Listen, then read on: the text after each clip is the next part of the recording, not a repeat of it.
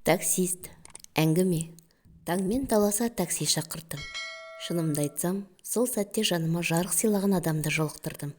Таң қалғаным сонша, 2 күн қатарынан кездескеннің бәріне сол туралы айтып тауыса алмай жатырмын. Сонымен такси келді. Отырдым. Жүргізуші жымиды, мен де жымидым. Бірақ есіл дертім телефонда. Жұмыстағы сауалдарға жауап қатып жатырмын. Сізге жел соғып тұрған жоқ па? Жоқ, рахмет, бәрі жақсы. Жаурап қалмадыңыз ба? Жоқ, рас айтам, бәрі жақсы. Кәмпит жегіңіз келе ме? Қазір ғана дүкеннен алып шықтым. Өте дәмді екен. Желе қосылған. Мен осындайларды қатты жақсы көрем. Әдетте жолаушыларға жейдеп тігірлемеймін. Ыңғайсыз. Бірақ сізге сұңғым кеп кетті. Жеңіз, өте дәмді. Жейсіз бе? Онда жейін.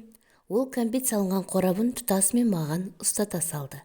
Мен әзілдеп не рейтингі жоғары екенін енді түсіндім дегендей мақтаулар айттым. Бағдаршамға тоқтадық. Көліктің жанына гүл сатқан балалар жақындады.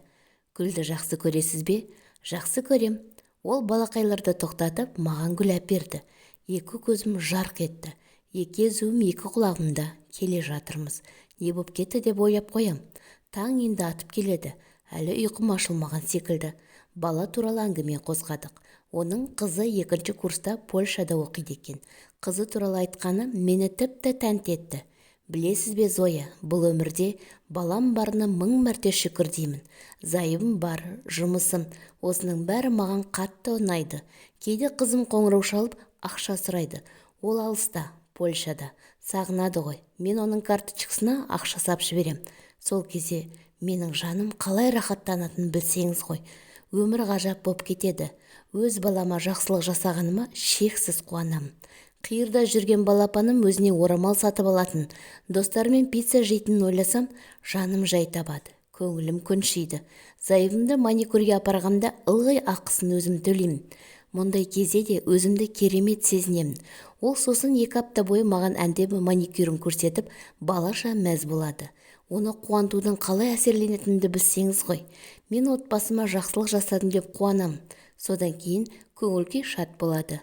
Осы жеріне келгенде сағылып жатқан қоңырауларды сөндіре бердім. Білесіз бе, Зоя, көшеден бақты адамдарды аз көрем. Қараңызшы, алдымызда кесіп өтіп жатқандардың ішінен өзім сияқтыларды көрмеймін. Өмірге көңілі толатындар көрінбейді. Бәрі асығыс, әбіржіңкі, шаршау. Соңғы бірнеше күнде маған қарап күлген жалғыз адам сіз болдыңыз. Жақында таныстарымды кездестіріп қалдым. Олардың 2 баласы бар. Үлкені 3-ші сыныпта, 2-шісі 1-ші сыныпқа барды. Солар қазіргі таңда баланы мектепке даярлау қандай қиын екенін айтты. Балаға оқулық, форма әперу удай бопты. Курсқа жазу тіптен қымбаттапты.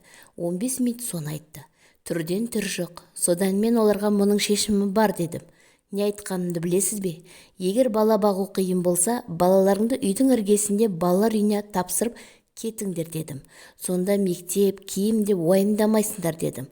Олар маған, оның не жоқ, болмайды, олар біздің баламыз, жақсы көреміз ғой десті. Бала сендердікі болса, Құдайға ақыл есі бүтін, 12 мүшесі сау бала берген үшін разы болыңдар. Жер бетінде ме қаншама адам бір балаға зар болып күн кешеді. Ал сендерде бала бар. Тағдырдың сыйы, балаларыңды жақсы көріңдер. Олар үшін қолдан келгенің бәрін істеңдер. Жақсы көре алмасаңдар, балалар үйіне тапсыра салыңдар дедім. Неменеге шағына бересіңдер? Қарасам, елден ерек бересіңдер. Көп адам сондай кеткен, я? Ол ары қарай бір нәрселерді айтты. Мен үндемей тыңдадым. Маникюрін төлеймін. Балам үшін бәрін істесем рақаттанам деген сөздер миымда жазылып қалды. Бұл жүргізуші кәсіпкер емес, инвестор емес, тіпті саясаткер емес. Менің таныстарым секілді топ 100 азамат деген санатқа енбейді. Ол қымбат журналдың мұқабасында тұрмайтыны анық. Одан ешкім сұхбат алмайды. Ол тіпті мен сияқты көп ақша тапқанды да білмейді. Алайда оның өн бойынан өмір атқақтап тұрғандай. Сүйіспеншілігі, жарығы, телевизиялық жарық емес, жүректен шығатын жарық. Өмірімде жолықтырған адамдардың бәрінен де артық еді. Айналамдағы еркектерге қарап, өмірді солармен өлшейтін едім. Қашан көрсең қабағы қату. Әрине, ол кәсіпкер ғой. Ешқашан ешкімге жылы қабақ татпайды. Ылғи қолы бос емес. Не істесе де қанағаттанбайтындар.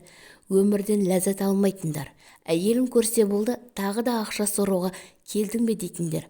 Олар үшін өмір күрес, сынақ.